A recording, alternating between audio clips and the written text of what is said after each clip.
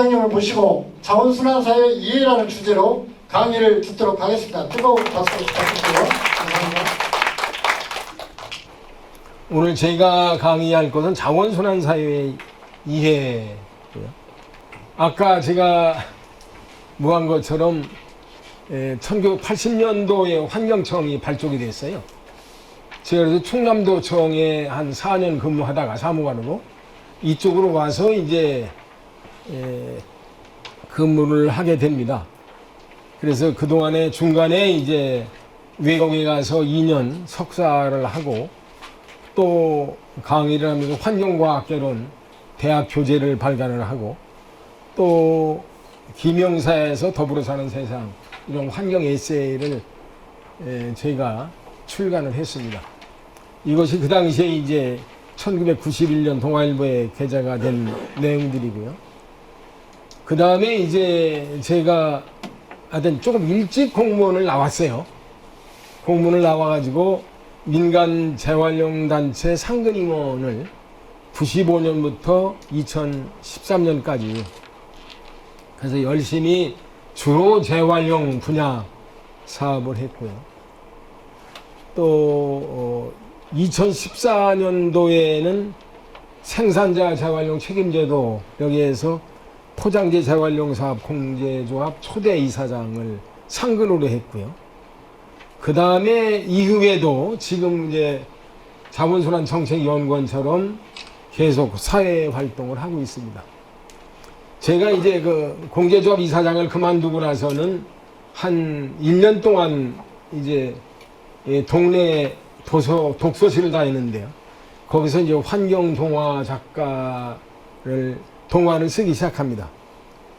제가 동화를 쓰게 된 동기는 제가 그 공무원 생활을 하고 이런 그 환경단체 근무를 하면서 그 환경 강의를 굉장히 많이 했어요. 주로 자원순환 분야죠.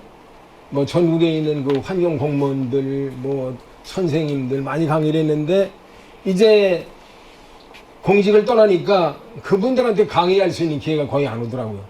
그렇다면 어린이들한테 내가 환경에 대해서 이해를 시켜야 할 텐데 그렇다면 동화를 써서 어린이들에게 환경이 왜 중요한 건지 우리가 무엇을 해야 되는 건지 이렇게 대해서 2015년에 신인 아동문학상을 받았고요. 아름다운 그늘문학상, 한영도 아동문학상 우상 굉장히 빠른 속도로 뭘 받았습니다. 이제 본격적으로 제 강의는 소비사회 일회용 시대 프락시스 시대 그 다음에 자원순환사회의 과거와 현재 순환경제사회의 전환 및 사례 이런 순서로 하겠습니다. 가급적이면 한 50분 강의를 하고 한 5분 쉰 다음에 강의를 더 해야 할지 그냥 질문을 받아야 할지 그 분위기를 보고 시작을 하겠습니다. 20세기 초에는 소비 컨섬션 하다 보면 이게 폐계력과 같은 의미였어요. 진을 다 뺀다, 뭐 다 써버린다 이랬었는데 1920년대에 들어오면서 소비라고 하는 것은 재앙이 아니라 사회적인 열망이다. 이건 앞으로 신시대를 살아가는 사람들이 해야 할 일이다. 이렇게 소비자들을 자꾸 부추기기 시작합니다. 그러면서 이제 소비 환경이 바뀌는 거죠. 생활 수준이 향상되고 1인 가구, 맞벌이 가구가 증가하고 상품의 소포장과 밀키트 습관의 선호, 배달 상품의 수요 급증, 테이크아웃 점포의 증가. 그러면서 이제 기업들은 자본주의 사회에서 대량 생산, 대량 판매 전략으로 과소비를 유도를 시키는 거죠. 시민들이. 그 다음에 제품의 의도된 기술적 결함을 위해서 스마트폰 한 2년 쓰면 그 다음에 교체하고 싶은 자꾸 배터리를 힘도 없고 뭐 기능도 그렇고 그 다음에 24시간 구매 가능한 뭐 여러 가지 통신만, 판매, 편의점, 해외 직구, 배달 문화. 그 다음에 소비자들이 자꾸 이제 유행에 따라가려고 하는 이런 마음들이 아주 이제 소비를 이끌어 가고 있습니다. 또 일회용 시대라고 하죠. 일회용품이라고 하는 것은 다회용 조품이 있으나 편리함, 깨끗함, 시기한 시간 전략 등을 이유로 한 번 쓰고 버리는 제품을 합니다. 가장 눈에 띄는 것이 종이컵.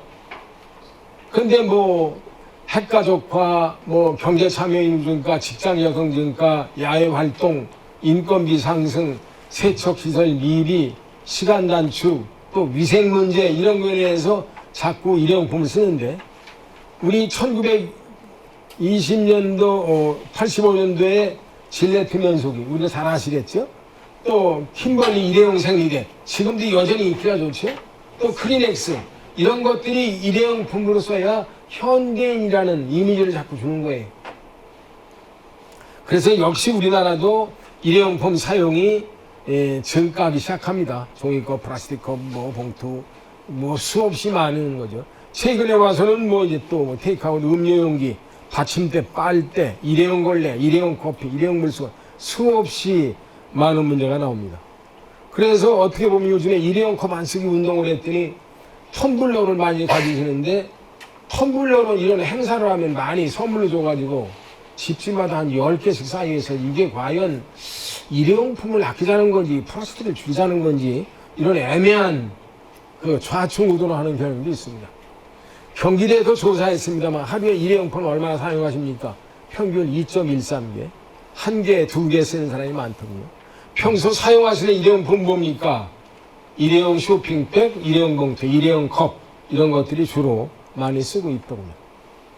자, 또 우리 현재는 플라스틱 시대라고 그러죠.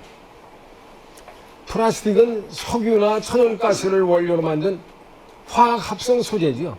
그래서 천연 소재의 대형품으로 등장을 합니다. 그래서 철기 시대의 종말, 고분자 시대에 진입을 알리는 재료혁명이라고 하고 있습니다. 만약에 플라스틱이 없었다면 우리 산업이 이렇게 발전할 방법이 없어요. 플라스틱은 잘 썩지 않는다, 가볍다, 전기나 열을 잘 전달하지 않는다, 가격이 저렴하다, 대량 생산이 가능하다, 제품이 가공이 쉽다, 또 약품의 영향을 잘 받지 않는다, 다양한 색상이 가능하다, 또 탈색도 안 된다. 이렇게 해서 플라스틱이 이제 굉장히 인기가 좋아지기 시작합니다. 근데 플라스틱이라고 하는 것은 원유 전제 과정에서 LPG, 휘발유, 납사, 등유, 중유 이렇게 나옵니다만 그 중에 중간에 있는 납사 분해 공정을 거쳐서 탄소가 둘인 에틸렌, 셋인 프로필렌, 탄소가 넷인 C4유분 이런 것들이 해서 석유화학 원료가 됩니다. 그래서 우리가 가끔 보면은 통계나 일반 언론에서도 보여주는 것처럼 합성수지, 플라스틱. 야, 합성수지는 뭐고 플라스틱은 뭐냐? 이게 결국은 거의 같아요. 합성수지라고 하는 것은 천연수지가 아닌 합성된 수지라는 의미고, 이 플라스틱이라는 의미는 뭐 어떤 형태를 만들어낼 수 있는 우리가 성형외과 아마 플라스틱이라는 말이 들어가죠. 그런 것처럼 하다가 지금은 플라스틱과 합성수지와 거의 같은 용어로 씁니다. 근데 가끔 통계나 이 환경부나 지방자치단체는 합성수지류, 뭐 폐합성수지류 하다가 어느 경우는 폐플라스틱류, 또 어느 경우는 뭐 고분자 합성수지류 하는데 거의 같은 말로 보시면 됩니다. 플라스틱은 조물주가 세상을 만들 때 유일하게 빼먹은 물질이라고 어떤 사람들은 얘기하면서 자동차에서 철을 몰아내고 포장해서 종이와 유리를 몰아내고 자동차 산업부터 전기전자 통신 수없이 많은 산업에서 핵심 재료로 사용이 되고 있습니다. 범용 플라스틱 5종 하면은 P2라고 하는 저밀도 LDPE, 선형 저밀도 LLDPE, 고밀도 폴리에틸렌 P 이게 세 가지가 P2죠. 이것이 가장 많이 쓰는 것이고 그 다음에 이제 PP도 많이 쓰죠. 그 다음에 포리오마 비닐 요거는 요즘에 조금 이제 포장적으로 못 쓰게 하고 있습니다만 파이프, 창문, 뭐 장판 이런 데 많이 쓰죠. 그 다음에 폴리스테린, 야구르트병 또 발포했으면 뭐 단열재, 가전제품, 완충 포장재. 그 다음에 이제 페트. 요즘에 페트 용기가 이 플라스틱 용기 중에서 가장 인기가 좋고 점점 소비가 증가하는 이런 것들입니다. 합성수지 국내 수요량 볼까요? 57년도에 처음에는 이제 한 4,500톤을 해외에서 수입을 해가지고 시작을 했는데 10년 만에 10배 거의 되죠. 또 10년 만에 거의 또 10배가 넘어갔죠. 그 다음에 이제 또 10년 후에는 한 5배. 그 다음에 10년 가면서 뭐 200만, 400만, 470, 670, 650. 거의 이제 650만 톤에서 정체가 된 상태입니다. 여기서 국내 소비라고 하는 것은 국내 총 생산량은 한 1,500만 톤인데요. 수출이 굉장히 많습니다. 한 800만 톤. 거기다가 수출량 빼고 또 일부 수입량을 합해서 국내 수요량이라고 합니다. 근데 문제는 이런 아까 말씀드린 많은 플라스틱의 장점들이 폐기된 후에는 잘 썩지 않는다. 이것이 이제는 토양오염의 문제되고 그 다음에 해양에 됐을 때는 수없이 오랜 기간 동안 남는다는 것이 문제가 되는 거죠. 그래서 정부에서도 역시 플라스틱 사용 억제 방침 또 재활용 촉진 방침을 92년도부터 꾸준히 뭐 최근에 와서 생산자 재활용 책임제까지 계속 잘 밀고 가고 있습니다. UN 환경계획에서는 우리 지구는 플라스틱으로 질식하고 있다. 1분에 100만 개의 플라스틱 병이 구매되고 한 5조 개의 비닐봉지가 사용되고 있다. 이것들이 그대로 자연에 노출된다. 그래서 50년대, 70년대 아까 우리나라랑 비슷하겠지만 이 생산량이 적었기 때문에 큰 문제가 안 됐는데 2000년대 초에 오면서 플라스틱 폐기물량이 지난 40년 동안 발생된 것보다 10년 만에 더 많이 증가했다는 거죠. 그래서 2050년까지 11억 톤에 이를 것이다. 근데 그 중에서 약 36%가 식품, 음료용, 일회용 플라스틱 제품이라는 얘기죠. 이것들을 어떻게 할 거냐는 것이 가장 큰 문제가 됩니다. 그래서 이 플라스틱 제품 자체가 생산 때부터 시작해서 나중에 폐기에 이르기까지 탄소, 온실가스를 많이 배출하는 것이 하나의 문제가 되고요. 최근에 와서는 해양오염의 주요 원인이 돼서 유엔이 해양오염의 가장 큰 이슈가 폐플라스틱 문제가 되는 거죠. 그래서 바다로 간 플라스틱 세력이 2022년도에 세계자연기금에서 플라스틱 오염의 해양생물, 생물다양성, 생태계에 미치는 영향 보니까 해양생물 중에 88%가 부덕적 영향을 받고 있다. 바다새의 90%, 바다거북의 52%가 플라스틱을 섭취한 것 추산되고 있다. 사람들도 매주 신용카드 한 장 분량의 미세 플라스틱을 섭취하고 있다. 이렇게 얘기를 하고 있습니다. 국제 해변 청소의 날에 100개 이상의 나라가 해변 청소를 하고 있는데 우리나라도 통영에 있는 오션이 하고 있죠. 쓰레기를 수거하다 보니까 플라스틱 쓰레기가 한 60 내지 70%가 플라스틱 쓰레기라는 얘기죠. 그래서 플라스틱 이것은 이제 국가로 인정받은 쓰레기 섬인데요. 97년도에 찰스 모라는 사람이 미국 LA에서 하와이까지 요트 경지하다가 거대한 이 쓰레기 섬을 발견합니다. 2년 후에 방문해도 그대로 많아서 이것을 GPGP, Great Pacific Garbage Patch라고 명명을 합니다. 이때 이제 플라스틱 오션이라는 재단, 또 미디어 라드바베라는 데서 유엔에다가 이 쓰레기 플라스틱 섬을 정식 국가로 인정해 주십시오라고 건의를 합니다. 무슨 국가 인정해 달라느냐? 사람도 안 사는데 국가로 인정해 되려면 명확한 국경이 있어야 된답니다. 그래서 우리나라의 한 16배가 되는 크기의 거의 경계된 플라스틱 섬이 있다. 거기에 사는 사람이 인구가 있다라고 하니까 잘 아시는 이 엘고의 미국 전 부통령 외에 20만 명이 나도 플라스틱 섬에 거주 주민이 되겠다라고 자원을 합니다. 자, 인구는 좋은데 그럼 정부가 있어야 될 것이 아니냐. 그래서 007 영화에 왜 영국 첩보대의 여자 국장 있잖아요. 예, 그분이 주디 댄스입니다. 그 사람이 여왕이 되고, 그 다음에 존 시나라는 그 미국의 프로 레슬러 협회장도 했던 그분이 국방부 장관에 대해서 정부가 수립이 됩니다.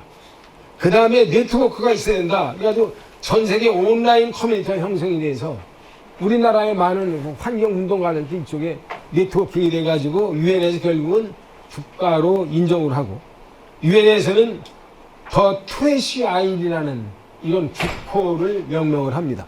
여긴 당연히 여권도 있고 더블이라는 이 쓰레기라는 화폐가는도 있고 우표, 국기 다 있습니다. 그래서 요즘에 저도 아까 그 환경동화 작가가 된다고 했습니다. 최근에 이 트래시 아일이라는 데를 환경운동하는 어린이들이 거기를 여행을 하는 이런 쪽으로 지금 그 동화도 지금 쓰고 있습니다. 폐기물 자원순환은 왜 필요하냐?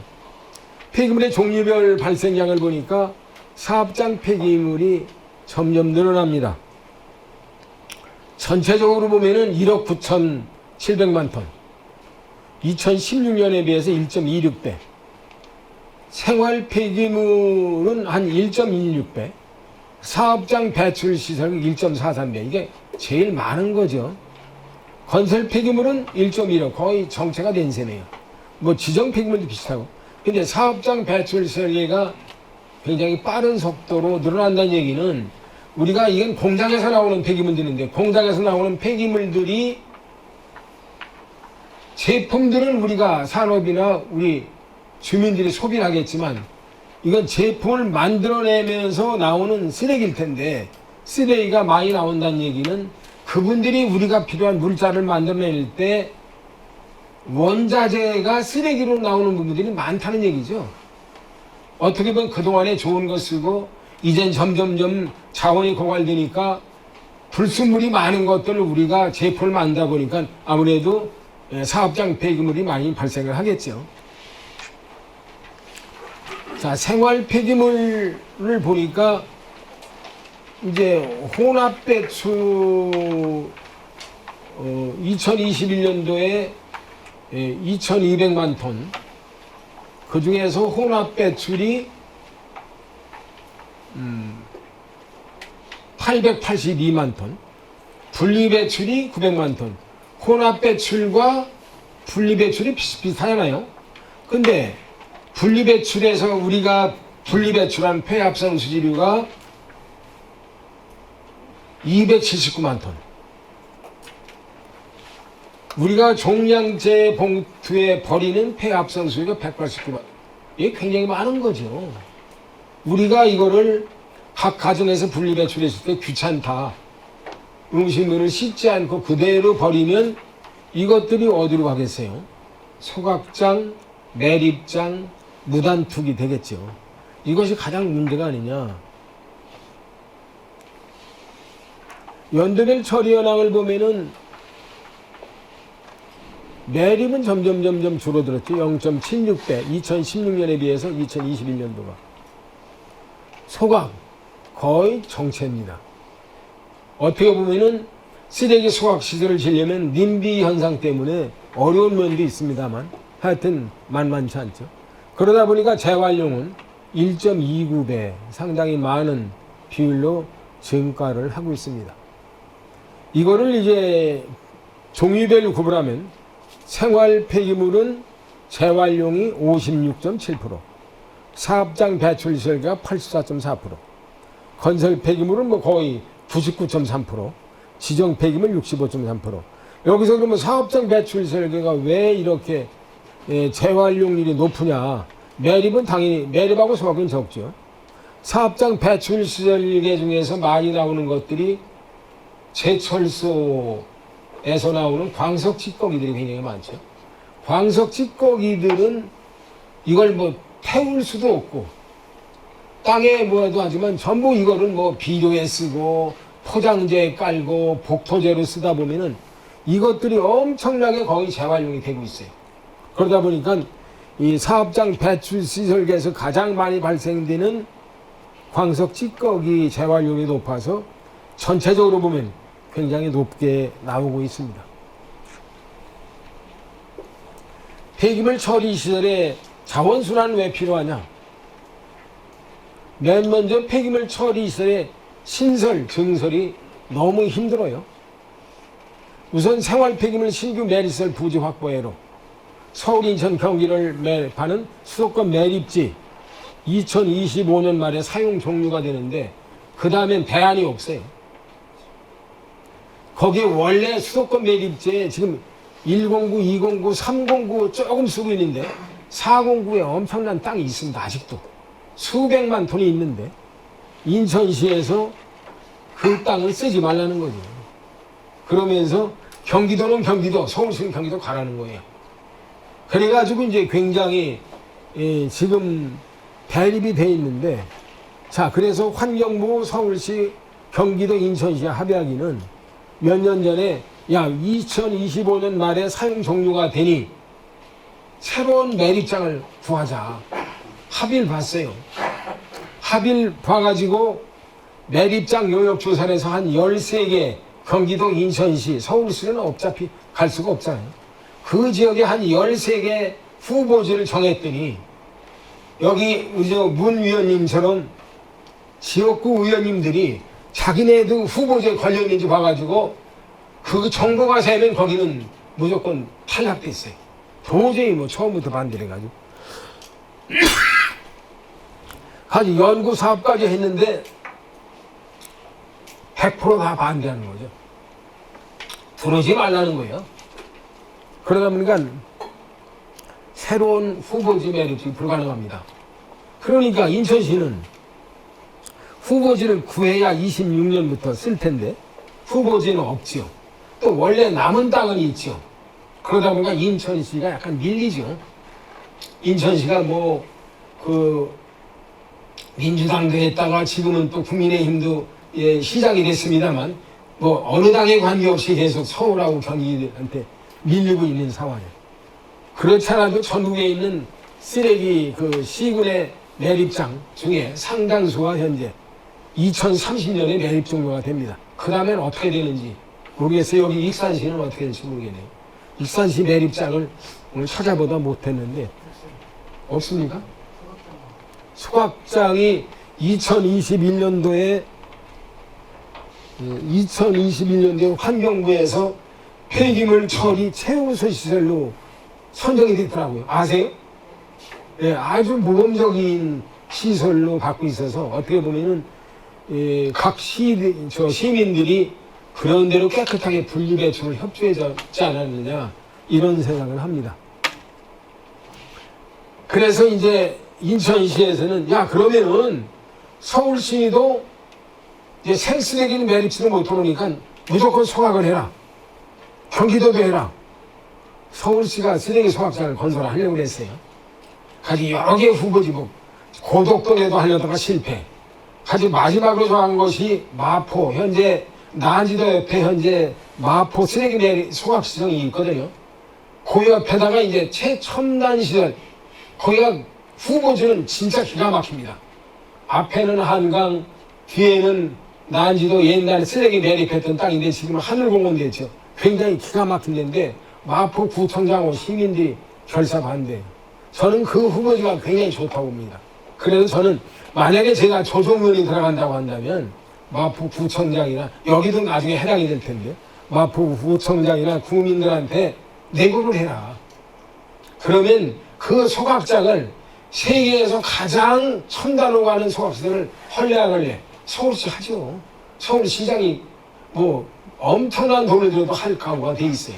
또 자기들도 하겠다고 그러면서 마포구 주민들한테 세계적으로 유명한 소각시설을 다 줍니다.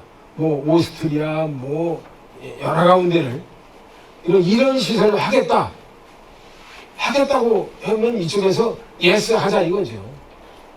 그런데 아직도 안 하고 있습니다. 처리시설에 대한 불신이 너무 많아요. 님비, 내 뒷마당은 싫다. 님토, 내 민선시장, 민선구의 의원 임기 동안에는 도저히 소각시설 금지 못 들어오겠다는 거죠. 나 넘긴 다음에 나 이제 경선에 떨어지면 그때 오든지 말든지 이런 얘기죠. 그 다음에 바나나.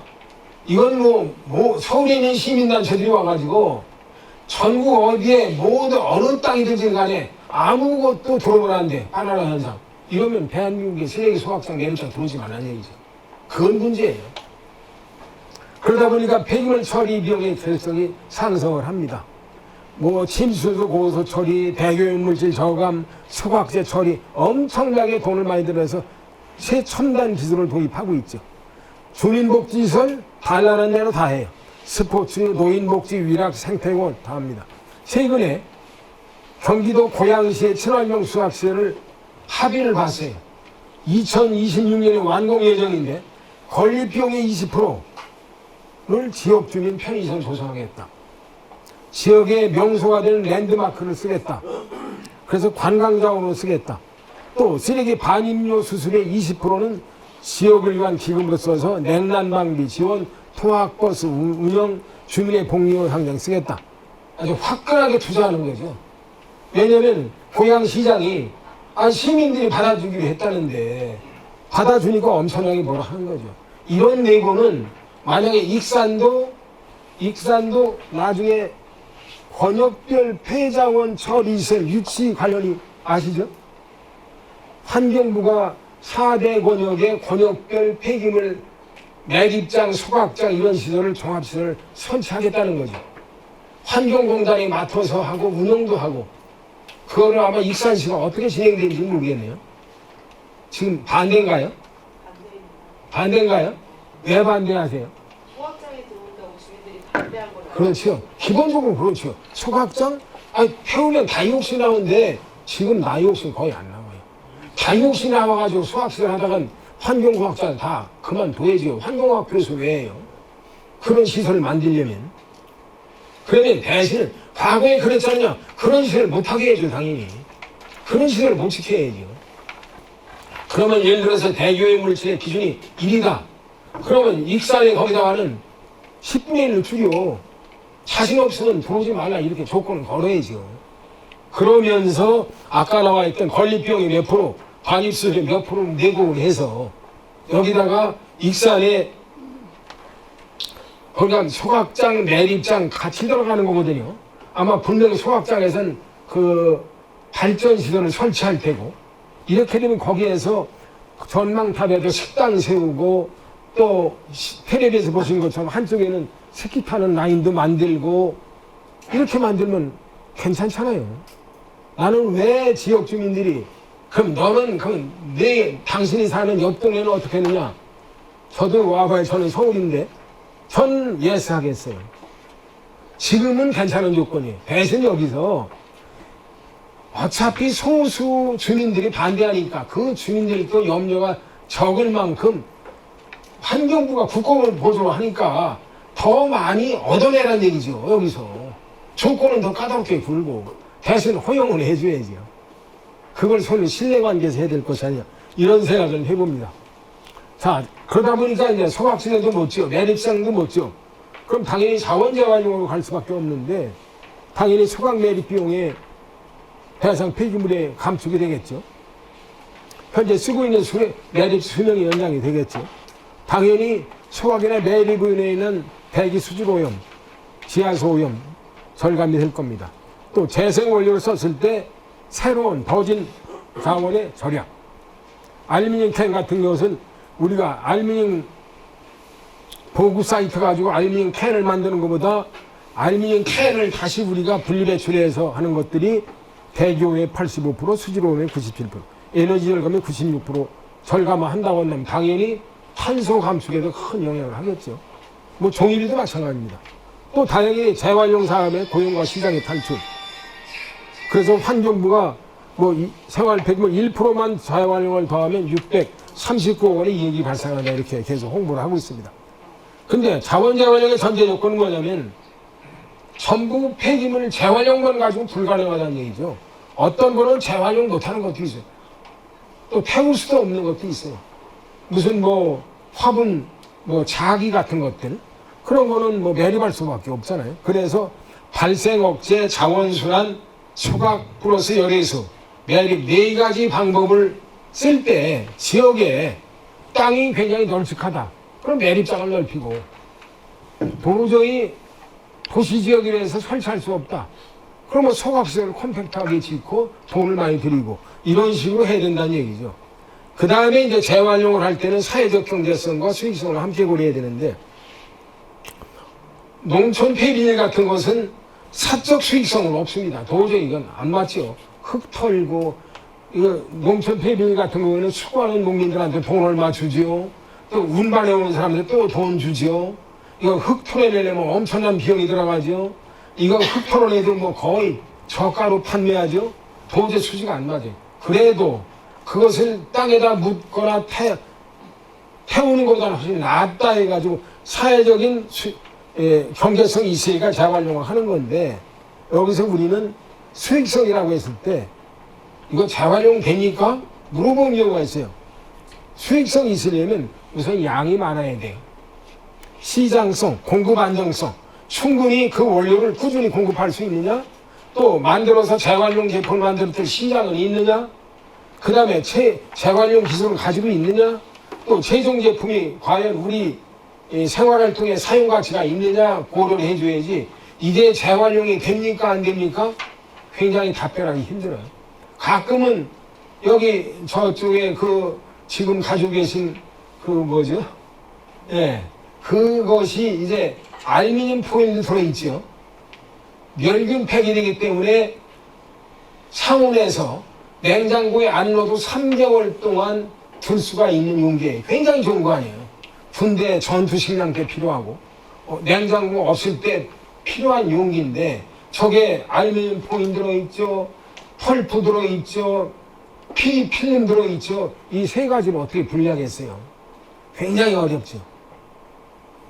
그래서 그런 것들을 고려해서 수익성을 따져야 된다 이런 말씀을 드리고 자 분리수거의 효시 옛날에 60년 농마주의 고물상 아시죠? 그 다음에 새마을운동 70년대 하면서 일부 새마을운동 때 일부 재활용품을 깡통부터 골판지가 또 수거를 했죠. 90년도 3월에는 소비자운동으로 대한주부 그러면하면서 송파구 서울시 여기 아파트를 중심으로 해서 한 5,400세대가 자기들끼리 했어요. 그때 제가 여기서 이제 환경부 생활폐기물과장을 했는데 여기 대한주부 클럽의 그 회장이 누구죠? 김천주 회장님. 이분하고 같이 이제 이걸 하면서 자, 환경부가 직접 하겠습니다 해서 90년 10월에 전국의 쓰레기 분리수거 추진공을 시단을 하고 91년 1월부터 전국 지자체에서 시행을 합니다. 그래서 그때는 제가 이제 아이디어를 쓰고 있어요. 야, 위생매립장이 있으면은 그때 연탄재가 있었어요. 재활용품 따로, 연탄재 따로, 기타 쓰레기 따로. 소각시설이 있는, 소각시설이 많지는 않았어요. 뭐 그때 성남시가 있었고 의정부 이렇게 있었습니다. 재활용품, 가연성 쓰레기, 기타 쓰레기. 지금 우리는 가연성 쓰레기는 따로 분리하지 않잖아요. 기타는 뭐 재활용품, 기타 쓰레기 이렇게 분리를 하고 이제 정기 수집일에 하자. 라고 하면서 그때만 해도 고물사하고 환경재원, 자원재생공사가 약간 수집에 도움을 줬습니다. 전국에서 분리수거를 1년을 하고 보니까 그때만 해도 아마 지방도 마찬가지일 거예요. 공동주택의 1층에 보면은 저 10층에서 연탄재를 떨어뜨리면 쿵쿵 그거 있었죠? 예. 네. 아니 그거가 있으니 도저히 분리배출이 안 되는 거예요. 그래서 저희가 신규 공동주택 건설 기준에 투입구를 금지해라. 서울시하고 건교부하고 환경부하고 협의해가지고 그걸 없애버렸어요. 그걸 없애서 각 가정에서 1층에 내려와서 분리배출을 해라. 그러면서 여러 가지 이제 요인 분석을 하고 94년도에 지자체와 자원재생공사 하던 것을 지자체가 일원화해서 94년 4월부터는 지자체가 모든 분리수거 담당을 합니다. 그래서 지역 실정에 맞도록 해줘라. 그 다음에 이제 95년도에 쓰레기 종량제 실시하면서 재활용 가능 품목은 분리배출하면 이건 돈을 안 받았잖아요. 그러면서 포장재, 반환보증금, 배용 쓰레기, 음식물 쓰레기, 의류 이렇게 계속 분리배출을 하는 거죠. 2003년도에 와서는 이제 포장재 생산자 재활용 책임제 도입 이렇게 해서 포장재를 사용하는 제품을 만드는 사람, 뭐 식음료 업체들 이런 사람들이 재활용 의무 생산자가 돼서 그 사람들이 의무 이행을 해야 되고 이 사람들이 직접 못하니까 재활용 공제조합을 통해서 재활용 사업자와 함께 재활용 의무를 이행하는 이런 시스템입니다. 그렇지만 생산자 책임 재활용 제도라 하더라도 소비자는 역시 분리배출을 해줘야 되고 지방자치단체는 분리수거 업무를 계속 계도를 해줘야 되고 그 다음에 환경공단과 환경부는 이제는 실적 접수 그 다음에 실적을 달성을 못했을 때 재활용 부과금 부과 이런 것들을 하는 이건 아마 나중에 4강 때 또 설명을 하실 겁니다. 재활용 의무대상 품목 잘 아시는 것처럼 종이팩, 금속캔, 유리병, 합성식 파단제 이 네 가지의 포장재를 사용하는 모든 음식물, 주류 이런 것들은 그 식음료 업체들이 키로당 얼마씩 돈을 내야죠. 재활. 대개 의무율이 한 80%쯤 됩니다. 그러면 그 80%에 해당하는 분담금을 해마다 내야죠. 이거 말고도 제품으로서 뭐 윤활유, 형광등, 뭐 양식용 부자, 요즘엔 뭐 뽁뽁이, 뭐 의류, 커버, 플라스틱 공기 뭐 상당히 많이 점점 늘어나고 있습니다. 이것도 아마 나중에 네 번째 강의에서 하실 거예요. 현재 포장재 분리배출 요령 이건 잘 아실 텐데요. 여기서 유리병이 가장 분리배출하기 쉬울 것 같아요. 근데 여기도 보면 도자기류 안 됩니다. 화장품류도 사기로 된 건 안 돼요. 그건 도저히 재활용이 안 됩니다. 매열 식기 이런 것들은 안 되고 맥주병, 소주병, 사이다병은 또 반환 보증금으로 돌려주셔야 되고 또 가능하다면은 색상별로 분리하는 데는 뭐 대규모 아파트 같은 데는 색깔별로 분리배출을 해주는데 왜? 백색병이 훨씬 비싸거든요. 갈색병은 싸고요. 그럼 기왕이면은 그 약간 그 병을 많이 모을 수 있다고 한다면 협조가 가능하다면 색깔별로 분리해서 흰색을 따로 빼면은 갈색병보다 몇 배씩 받으면 훨씬 낫잖아요. 근데 섞이면은 무조건 갈색병 취급하는 거예요. 왜? 나중에 병을 만들 때 하질이 나오거든요. 그런 것들을 좀 염려해 줘야 될 것이 아니냐 이런 생각입니다. 플라스틱 재활용 방법 물질 재활용, 열적 재활용, 화학적 재활용. 우리가 보통 이제 분리배출을 하면은 화분쇄에서 녹여서 펠릿 뽑고 이 펠릿을 우리가 재생원료라고 합니다만 이걸 신재와 섞어서 제품을 생산하든지 그렇다면 성형 제품, 뭐 자주색 다라이라든가 요즘에 보면은 뭐 음식물 쓰레기통 요즘엔 이런 데는 아직까지 신재를 쓸 거예요. 이 경기도 같은 데는 합성 그 비닐을 가지고 만든 그 음식물 쓰레기통을 가지고 자기들이 보급하는.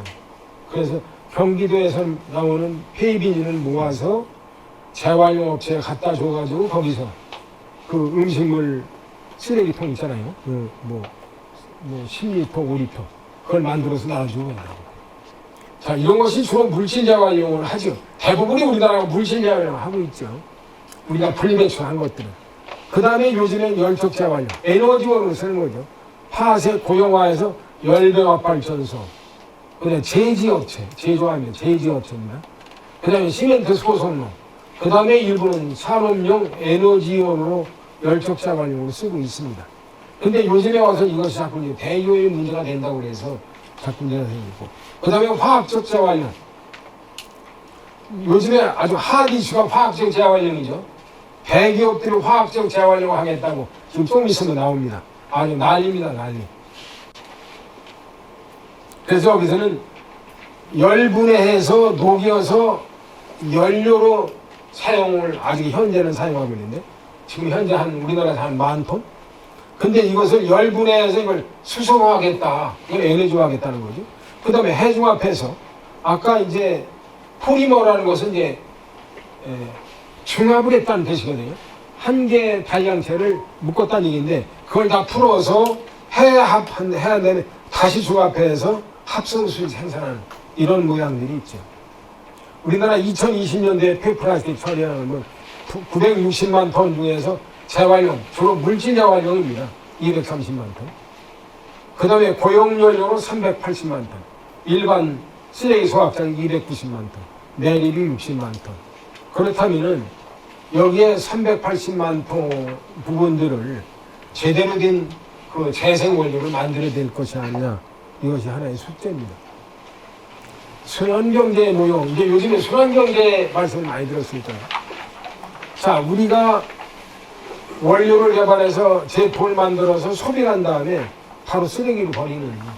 쓰레기로 버리면 주로 매립이나 소각이 되겠죠. 근데 현 단계에서 보면은 재활용 경제. 자, 원료를 개발해서 제품을 만든 다음에 소비한 후에 일부는 재활용으로 쓰이고 일부는 폐기물로 소각 매립하고 이런 단계였었는데 앞으로 서큘러 이코노미, 선형경제 이제 제품을 만들어서 소비하고 여기서 수리수선하고 또 재활용하고 또 리사이클해서 다시 원료로 들어가서 여기에 떨어지는 웨이스트로 하는 것들을 거의 제로 웨이스트로 만드는 것이 선형경제거든요. 이것이 현재 전 세계가 지나가는 이슈가 되고 있습니다. 순환경제가 왜 필요하냐? 환경적인 측면에서는 폐기물로 인해 발생 환경오염을 줄인다. 온실가스 감축, 기후변화에 대응. 경제적인 측면, 당연히 재활용 사업을 하면서 일자리 창출. 그 다음에 글로벌 경제적 가치가 엄청나다는 거죠. 새로운 제품을 만들었으니까. 또 사회적 측면에서는 유엔의 지속가능 발전 문패 SDGs 여기에서 12, 7, 13, 15 여기가 연계된다고 한다면 유엔의 지속가능 발전 목표와 온실가스 감축과 기후변화와 그 다음에 글로벌 경제적 가치 창출에 이바지하지 않느냐 이렇게 얘기를 하고 있습니다. 그래서 2020년도에 EU의 순환경제 이용 계획으로 해서 자기들이 7대 핵심 산업으로 포장재, 플라스틱, 전기차, 배터리, 전기전차, 정보통신기, 섬유, 건물식품 이쪽에 플라스틱을 많이 쓴다는 거죠. 이쪽에 순환경제에 이루자. 그래서 순환공급망을 갖추자. 재생, 재활용, 생분해 원료를 사용하자. 공유 플랫폼. 이제 소유가 아니라 점점 빌려 쓰자. 공동 소유로 가자. 그 다음에 제품의 수명 연장. 내구성 제품의 생산, 또 수리센터, 또 보상 판매, 역구매돼야 될 것이 아니냐. 그러면서 앞으로는 폐기물이 아닌 자원으로 이해를 시키려는 결국 ESG 탄소저감과 연계되는 것이 아니냐. 해서 한국도 2020년도에 문재인 대통령께서 2050 탄소중립 추진 전략 선언하면서 10대 과제를 했는데 그중에 순환경제라는 단어가 나옵니다. 그래서 2021년 12월에 탄소 중립을 위한 K순환경제 이행계획 산자부와 환경부가 공동으로 마련해서 2050 탄소중립위원회가 심의 확정을 했습니다. 그래서 환경을 고려해서 가급적 오래 사용하자.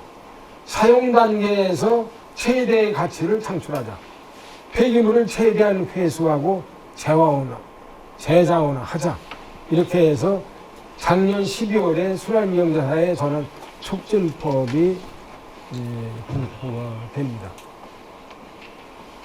한 10분만 더 하겠습니다. 그 다음에 이제 탄소 중립을 위한 한국형 순환경제 이행계획 수립. 여기에는 생산 유통 단계 자원 순환성 강화. 그래서 플라스틱 제조업체에다가도 재생원료 사용 의미를 주자. 그 2003년부터 그래서 페트 같은 경우는 2030년까지 30%를 재생원료를 써라. 그래도 금년도에 3%예요.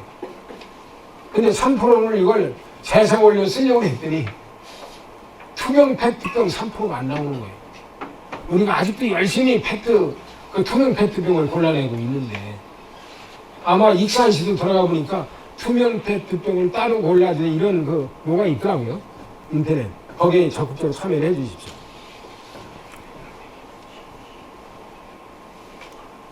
그 다음에 제품의 설계 단계부터 순환 이용이 쉬운 원료 사용, 또 설계, 내구성 및 수리 용이성, 이런 것들을 충분히 고려해서 에코 디자인을 강화해야 될 것이 아니냐는 것이 중요해요.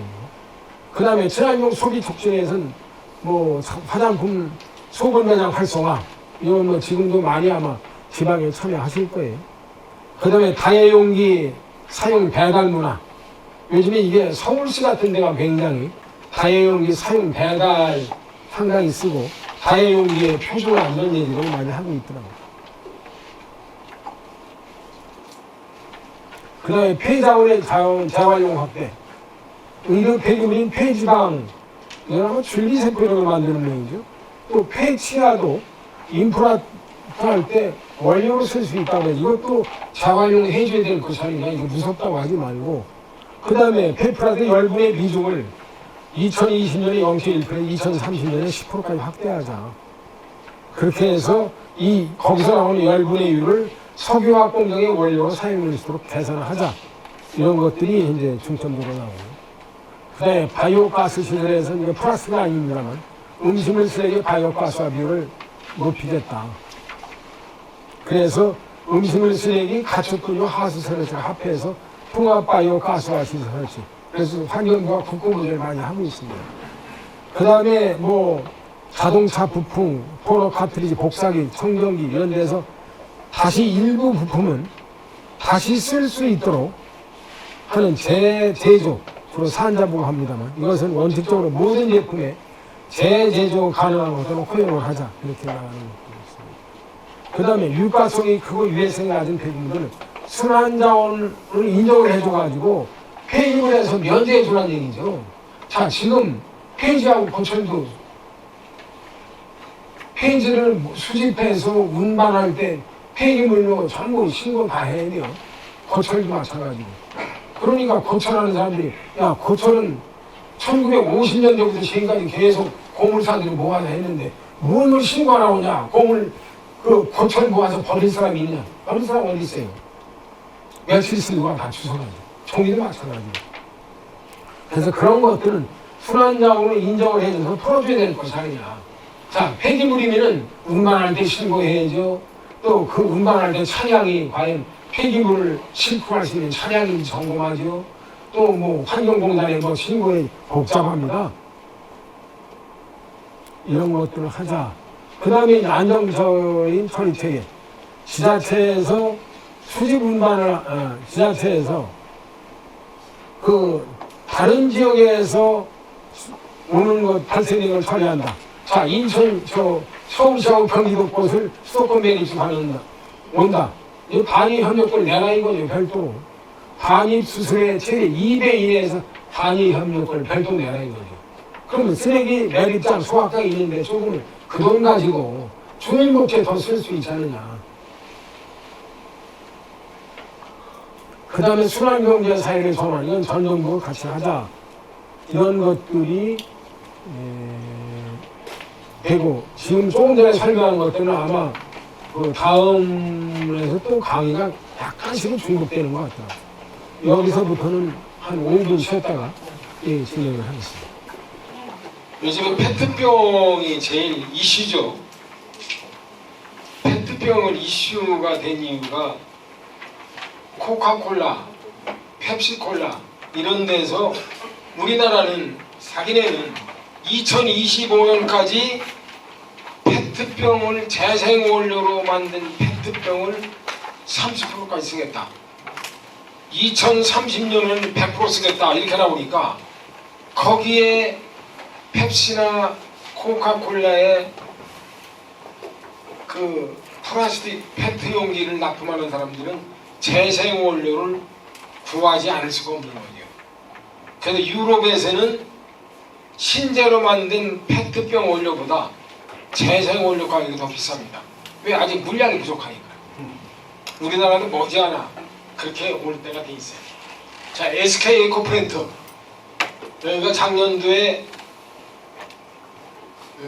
투명 페트병을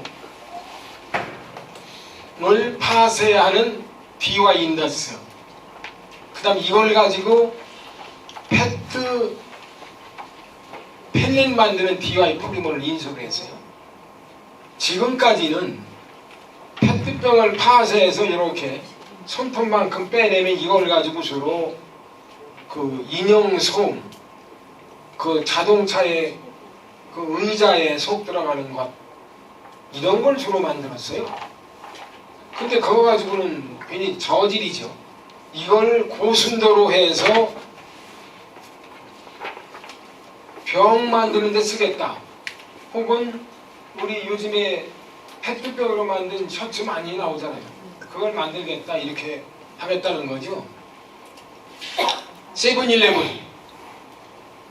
세븐일레븐 물류센터에서 나오는 페트병을 전부 모아서 테라블록이라는 그 중소기업 재활용 업체가 해조합 기술로 해서 플라스틱 페트 원료로 쓰겠다. 그 다음에 이네스지, 여기도 이 사람들은 무인 수거기 페트 1위와 아직까지 전국으로 많이 보급은 안 되는데, 이걸 페트병을 투입하면 자동으로 분쇄해서 프레이커화된 상태로 남아요. 그러니까 이 사람들은 굉장히 많은 양을 넣을 수가 있지. 근데 요즘에 자동 그 회수기 보면은 캔하고 페트병을 넣는 거 보면 그건 압축만 되는 것뿐이지 파산 안 하잖아요.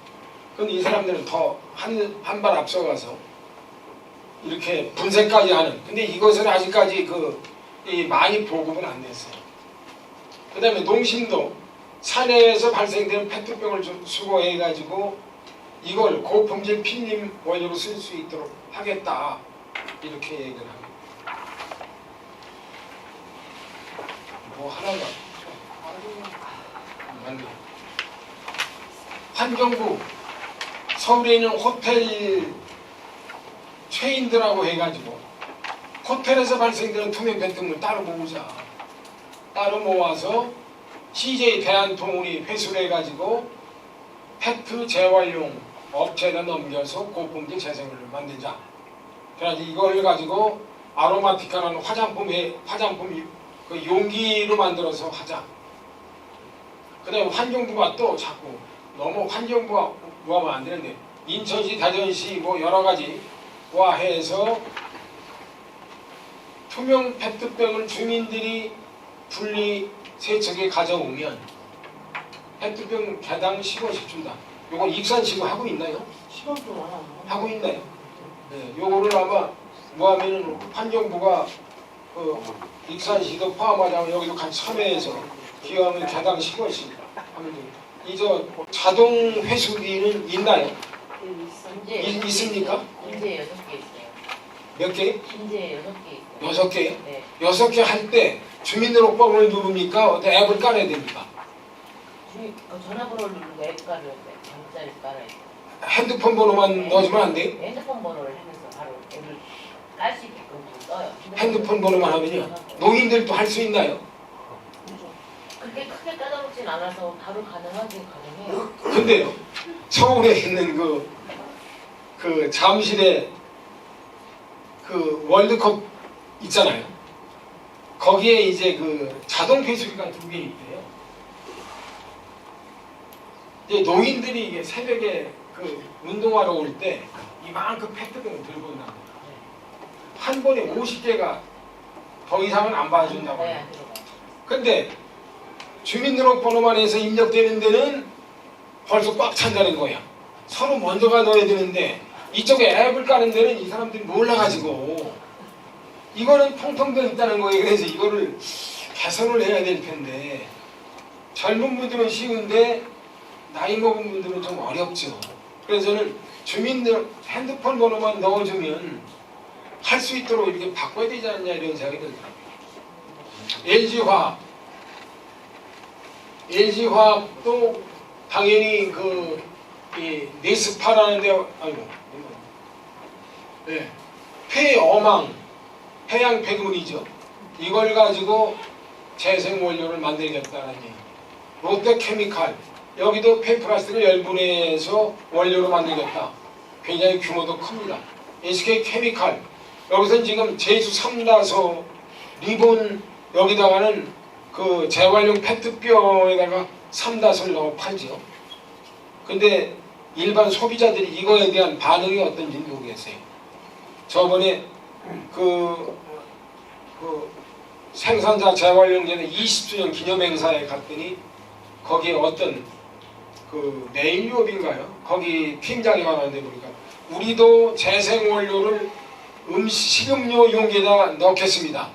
그런데 공개는 하고 싶지 않습니다. 왜? 한국 소비자가 그걸 먹어줄까? 다른 용기로 돌아갈까봐. 이 걱정 문제를 시민들이 풀어줘야지. 야, 그런데 만약에 펩시콜라나 코카콜라가 재생용 원료를 30%쓴 거를 하려면 자기들은 다른 콜라를 먹을 수 있나요? 먹을 수밖에 없다면 한국에서도 재생용기에 담긴 식음료로 열심히 소비를 해줘야 될 것이다 이런 생각합니다. 강기정이다. SK지오센터 여기도 뭐 울산에 엄청나게 플라스틱 재활용 공장을 짓겠다고 합니다. 심지어 뭐 프랑스에다가 재활용 공장을 설치를 해가지고 뭐 하겠다. 파우나 솔루션 여기 PE 가지고 하겠다. SK 인천 석유화 여기 이제 폐타이어를 열분하겠다. 폐타이어 합성 공모들이 원유 가지고 뽑는 거니까요. GS 칼텍스 여기도 지금 폐플라스틱 열분해유 시범시설을 했습니다. 이것도 규모를 늘린다고 하네요. 현대 엔지니어링 여기도 마찬가지고 여기는 한국 동서발전하고 해가지고 플라스틱을 수소를 만들어서 수소를 활용하겠다. 이건 굉장히 또 좋은 아이디어입니다. 코론 플라스틱 이건 뭐 해양 폐기물 가지고 지금 그 폐어망을 또 나일론 PP를 뽑아서 자동차 부품, 전기제자 부품에 쓰겠다. 이렇게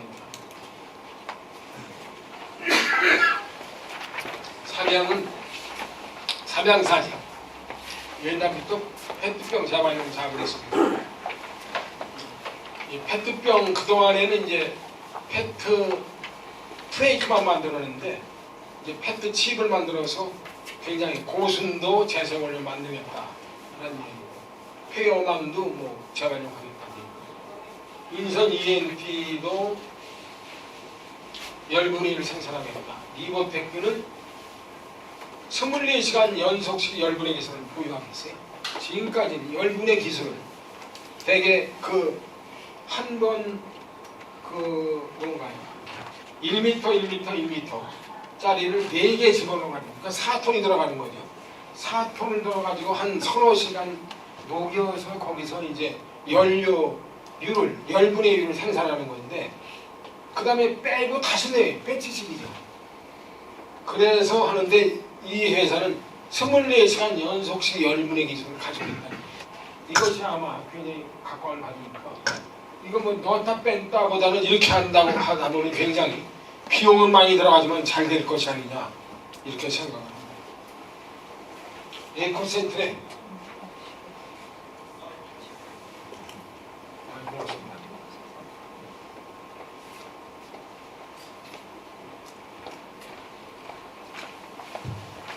서울에도 제가 모시고 왔어요.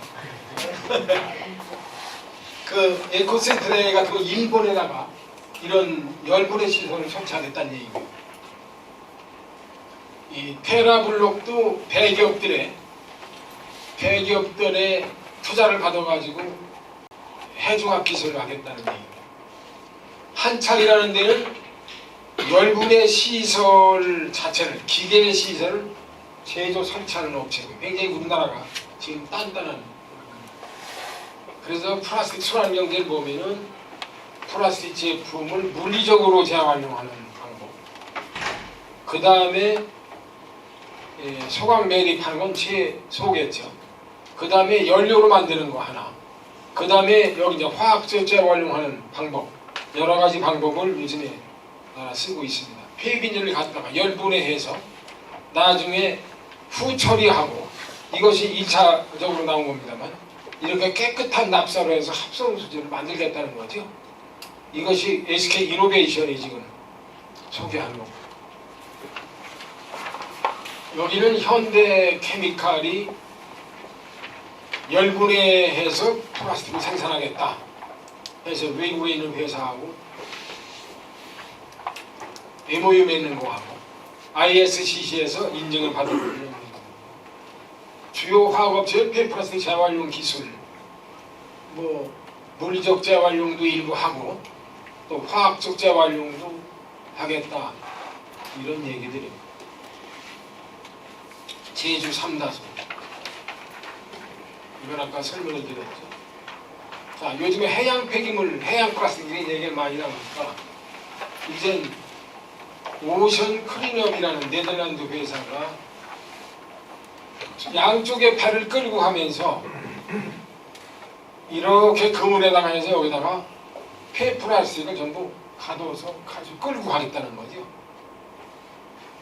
이거를 자기들이 이제 NGO 활동도 하면서 이 기계 제작해서 현재 오션 클린업 활동해가지고 아까 태평양에 있는 쓰레기섬 이걸 좀 치우는 작업을 시작을 하고 있습니다.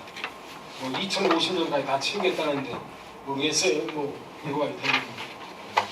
요거는 이제 주로 강 같은 데입니다만 연안이죠. 이 웨이스트 샥 해가지고 이런 강에 둥둥 떠다니는 것들을 모으겠다, 이런 기계, 로버트나 마찬가지죠.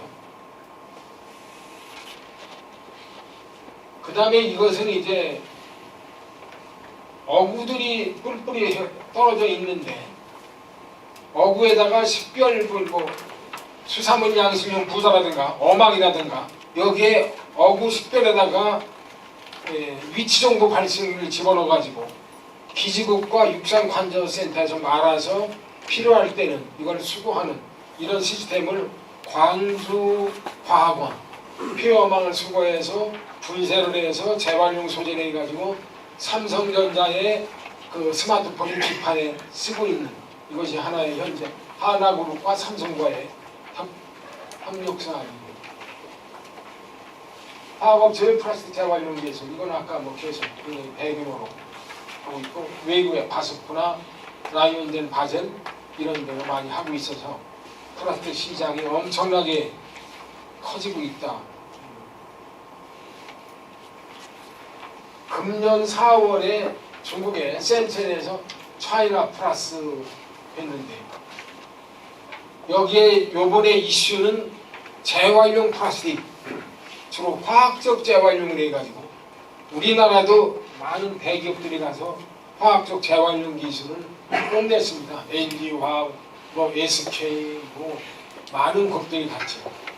그래서 어떻게 보면 이제는 화학적 재활용 시장이 점점 커질 거로 봐서 점점 이제 엄청난 투자를 하겠죠. 그래서 순환경제 성공을 만약에 하려고 한다면 제가 생각하는 것은 아까 순환자원을 좀 확대하자. 현재 환경공단에서는 통계청에 받아서 국가승인 탱구를 해가지고 신문지, 벌판지, 플라스틱 압축품, 프레이크, 펠릿, 잉고트, 고무분말, 유리병도 백색, 갈색, 청록색, 설스크랩, 철캔, 알루미늄캔 이런 종류로 해서 이거를 매 월별로 가격 조사를 합니다. 그러면 가격 조사를 하고 벌써 수십 년 동안 가격 조사를 했으니 여기서 이것들을 수지 분발해서 재활용 공장으로 가는 데는 폐기물로 보지 말라는 거죠. 왜 자꾸 폐기물로 봐가지고 뭐 흘렸네 뭐 하냐는 얘기. 이걸 풀어줘야만 제대로 순환자원이 순환경제에 가장 구할 것이 아니냐. 자, 순환자원 인정하려면 유해성이 낮고 경제성이 낮고 그 다음에 소강 배립이나 해역 배출 이런 데 쓰지 않을 것이다. 대개 이런 것들이 왜 이거를 다른 데 쓰겠어요? 굉장히 귀한 비싼 자원들인데. 그래서 이거를 하나 이제 풀어달라는 얘기입니다. 그 다음에 물질 재활용 우선적으로 써주자. 화학적 재활용보다. 에너지 재활용은 가장 나중에 하면 될 것이 아닌가. 그러려면 선별을 세분화하자. 그 다음에 물질 재활용 제품에 대한 인센티브를 주자. 재생원료의 일정량 사용을 의무화하자. 또 최종적인 재활용 제품의 가격 경쟁력을 제고. 어느 경우에는 재활용 제품이 신제보다 비싼 경우가 있어요. 그럼 어떡할 거냐? 거기에 쓰레기를 버릴 거냐? 그것보다는 어떤 인센티브를 줘야 될 것이 아닙니다. 그 다음에 제품의 사용기간을 장기화하자. 내구연수 보장 설계 수리보장 기간. 이건 환경부가 아마 아까 순환경제 촉진법에서 시행규칙을 만들 때 이걸 만들 것 같고요. 그래서 다회용 포장재 사용, 중고품 교환, 재제조 대상 확대 이런 걸 많이 할 것 같아요. 그 다음에 공유 프레트, 제품의 공동 이용, 렌탈 서비스, 제품의 서비스 이거는 좀 이제 흘러가는 것 같아요. 그 다음에 녹색 구매 지원센터도 녹색 구매 지원센터 여기서도 녹색 구매 지원센터가 뭘 하고 있죠. 지금 전국 녹색 환경 지원센터에 계신 분 계세요? 인사하고 갔어요. 아 그러세요? 서울의 녹색 환경 지원센터 하고 여기 전국 네트워킹하고 그 다음에 그 뭡니까 녹색 구매 네트워크인가요? 거기 제가 이사했습니다만 여기하고도 굉장히 저도 가깝게 활동해서 인천시 녹색환경지원센터 그 다음에 어디에요? 의정부시 수원 이런 데 가서 제가 강의를 합니다. 이상으로 강의를 마쳤습니다. 감사합니다.